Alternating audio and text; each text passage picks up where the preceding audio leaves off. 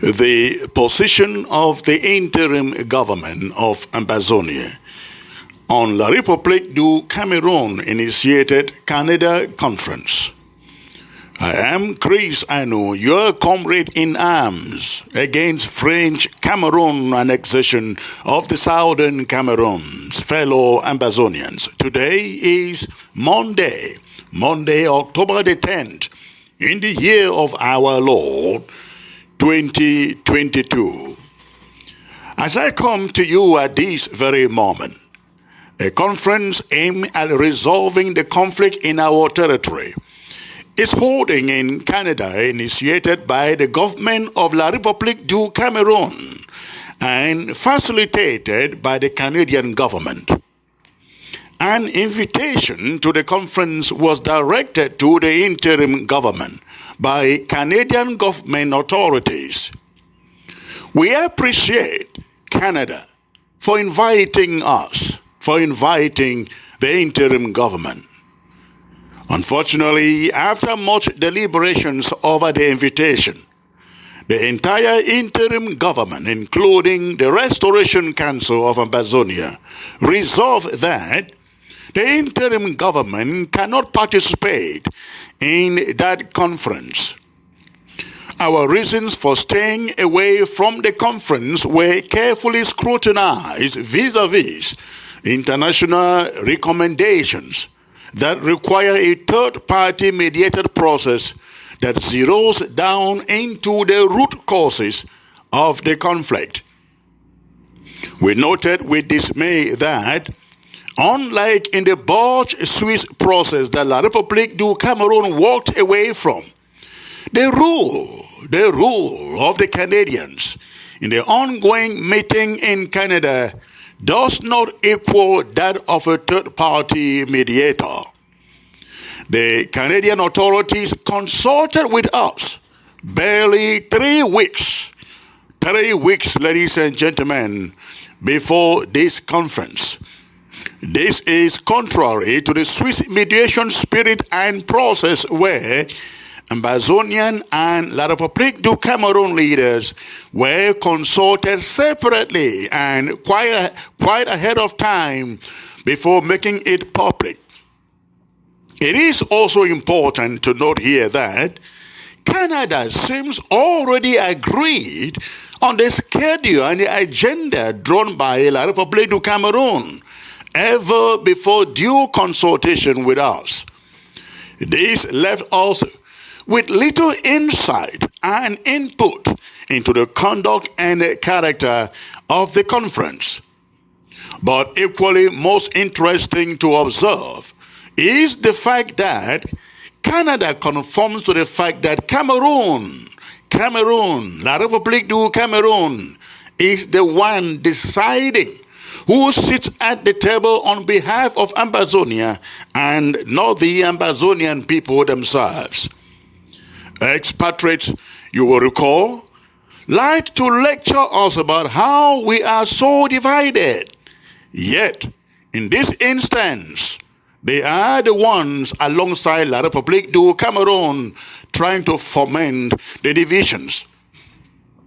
The interim government is largely followed and supported by most Ambazonians because it is the only organization in the independence movement set up to have checks and balances to the effect that no one individual can stand up tomorrow to usurp the authority of this government. We have a constitution. We have a legislature founded in the Restoration Council. And we equally have a judicial council and an ethics commission that is made up of members from our 13 counties. Besides this, we have the LGAs, local government areas.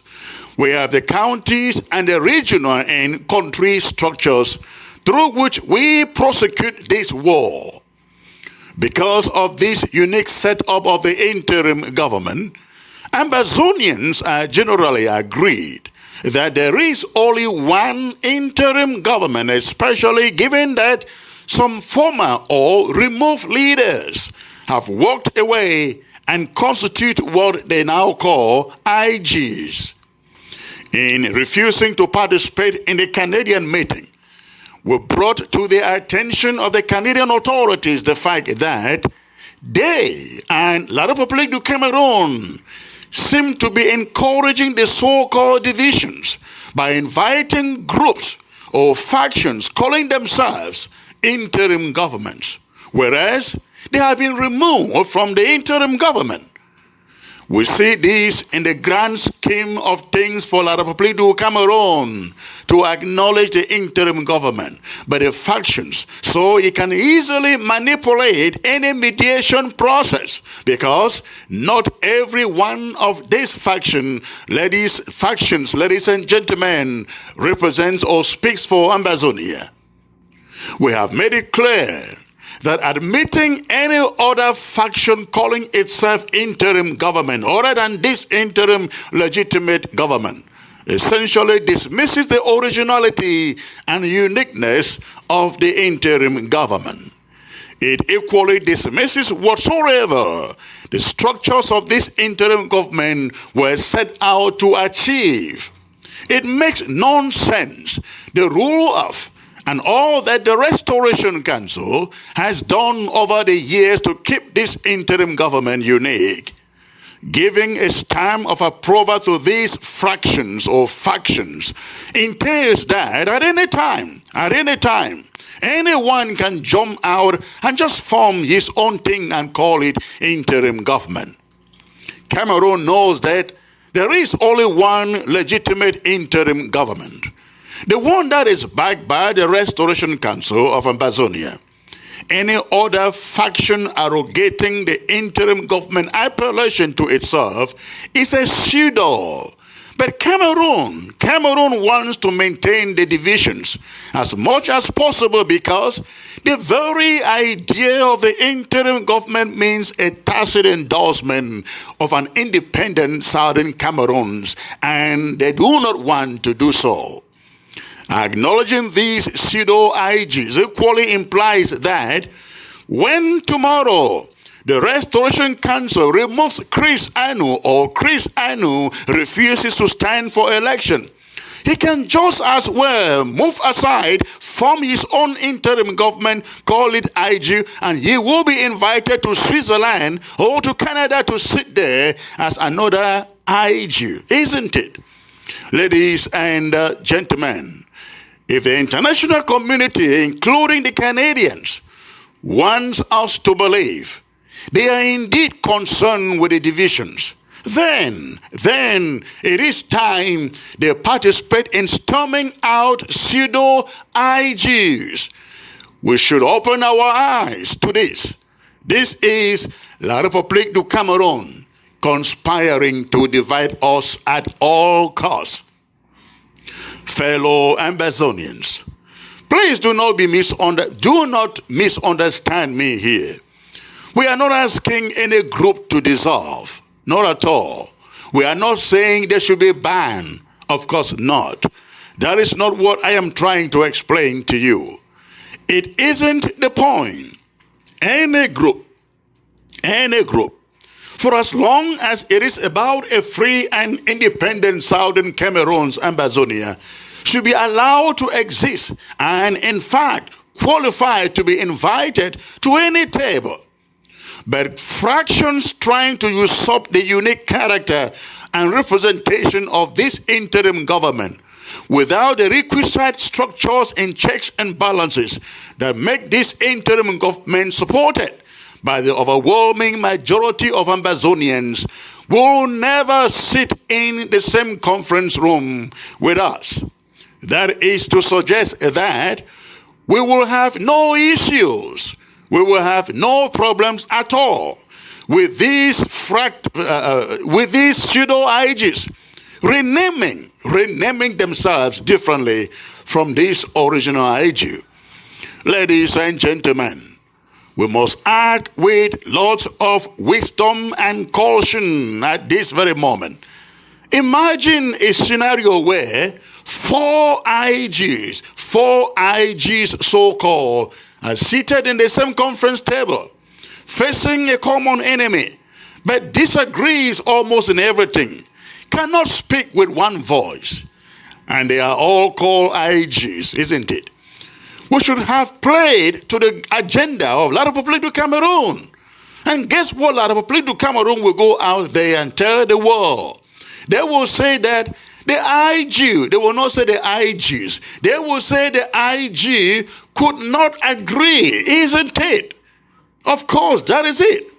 And this is the fact. For as long as we know that La Republique du Cameroun is behind some of these pseudo-IGs, the pseudos will never agree to agree with us, because they do not, ladies and gentlemen, they do not go there to represent you. They go there to represent, ladies and gentlemen, the paymasters. They are paymasters. We conveyed this line of thought to the Canadian government, and they promised to take it to Cameroon authorities for consideration. The response that came back to us was that Cameroon wants all IGs, you can imagine, all IGs seated at the conference. We have objected and reminded them that this is promoting anarchy in this struggle and clearly aiding in abetting the divisions that they have all condemned.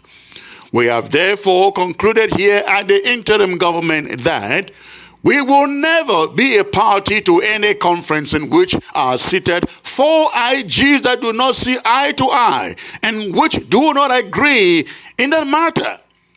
Endorsing anything of the sort is tantamount to saying that the Restoration Council and structures we have built to legitimize this interim government just do not matter. Again, it means that tomorrow, I, your humble servant, Chris, I can form my own IG from here and just be invited to Switzerland or to Canada. Fellow Ambazonians, we must seize this opportunity to end the madness of insubordination, greed, and power-mongering in this struggle, especially here at the interim government. We desire to meet at any conference table at any time with our other comrades at the APLM, AGOVC, Maurice, Capo, you can name the rest, but not with groups usurping the interim government. Apart from this sneaky effort at inculcating division amongst us by the organizers of the Canadian conference, one of the fundamental problems with the conference is that it falls short of the internationally prescribed mediation that zeroes down into the root causes of the conflict. The Swiss initiative, as set out, was a good example of what an internationally mediated conflict should be. The root causes were on the table. There was a lengthy pre-consultation with both parties, La Republique du Cameroun and the Federal Republic of Ambazonia. Give and take was expected from both parties. It wasn't Cameroon telling the Swiss to tell Ambazonia what it wants. The Canadian conference falls far short of days. The Canadian conference is essentially a one-way street. Cameroon has decided the agenda. And if we don't like it, so bad or too bad, they say. Canadian meeting is more an extension of Cameroon's Grand National Dialogue of 2019. It is taking place in Canada, not so that the root causes be looked into, but so that the diaspora movements have Canada's security guarantees to show up and endorse the Grand National Dialogue's special status for Anglophones, as they like to call it. That is the grand plan. The grand plan by La Republique du Cameroun. We were unambiguously informed by the Canadian authorities, ladies and gentlemen, that anything independence cannot be on the table. but that Cameroon is now open to discussing the form of state. We asked them what they mean by form of state. And they said the form of state as in one Cameroon with more powers trickled down to the regions. Now, I'd like you to take note of the word regions. Regions. Regions as they exist now in La Republique du Cameroun. They are now ready to talk about federation. That's what the form of state they are talking about is all about. Federation. But what kind of federation? We do not know. Our guess here at the interim government is that by inviting us to Montreal or to Canada, they wanted to treat us to the Canadian or Quebec example. This interim government will not again be party to anything,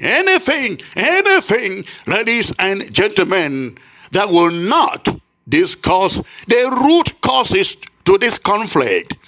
That has been the internationally prescribed standard. Consider this, ladies and gentlemen, for a second. The Canadian or Quebec example that Cameroon would love to flush down our throats was subject to a test by the people who would benefit from it. Quebecians were never forced to stay with mainland Canada. They have had two opportunities at a referendum to choose to become an independent country of their own. But each time the Quebecians choose to stay with Canada before rushing to copy from Canada. How about the Canadian government first impressed upon La Republique du Cameroun the option for a referendum for Ambazonians only Ambazonians, so that just as Quebecians, Ambazonians can decide for themselves what is good for them. How about this? If the Canadians are mere brokers, maybe they should be recommending this to Cameroon and not rushing Ambazonians to a loop-sided conference. It is based on these facts that the interim government therefore concluded that if we accept to be in the same room with others who call themselves IGs, we have not only legitimized them, we have also stepped on our message of fostering unity and collaboration within the movement.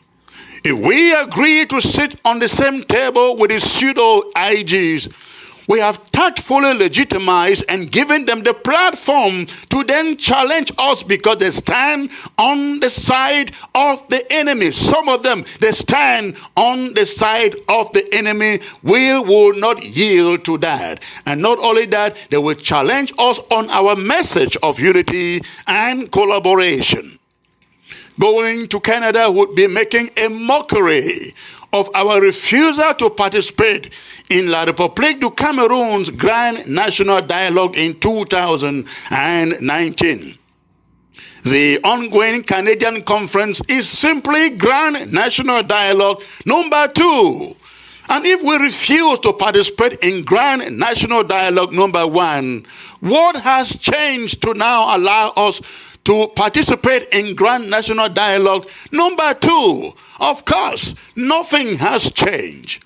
Accepting the invitation and attending the La Republique du Cameroun Engineered Canada Outreach Conference will legitimize the attempts by that country to repudiate the internationally endorsed third-party mediation without preconditions to resolving this conflict. Going to Canada will give tacit blessings to attempts by Cameroon, La Republique du Cameroun, to control and shield itself from accountability for the egregious violations of international law and atrocity crimes it continues to perpetrate on our people with impunity. Going to Canada will be tantamount to dancing on the tombs of our fallen heroes in combat for the restoration of our sovereignty and a betrayal of the spirit of freedom and the bravery of our martyrs. Going to Canada will give tacit blessings also to a continuation of the genocide on our people and the enslavement of our people and generations yet unborn. The interim government's decision will be revealed when there are affirmed assurances and concrete proof that a third-party mediation to address the root causes without preconditions is on the table, and concrete, transparent guarantees of fairness too. The interim government calls on the United Nations and the international community generally to take its responsibility to ensure that the commitment it made to humanity in the preamble of the United Nations Charter is fully respected in the Southern Cameroons before the fire of criminality ignited in the Southern Cameroons by Cameroon consumes the entire Gulf of Guinea and beyond. In the meantime, ladies and gentlemen, the interim government assures all Ambazonians of its resolve, our resolve, to intensify the existential armed resistance and defense of the territory and people of Ambazonia. The interim government remains resolutely committed to carrying out our reprisal attacks against Cameroon, against La Republique du Cameroun's targets, and supporting or sustaining Cameroon's war against the Southern Cameroons and the enemy owns territory. The interim government is committed to action and not empty speeches and conferences for surrender and perpetual enslavement. This is our commitment. This is our resolve. Thank you for listening, ladies and gentlemen. God bless you all.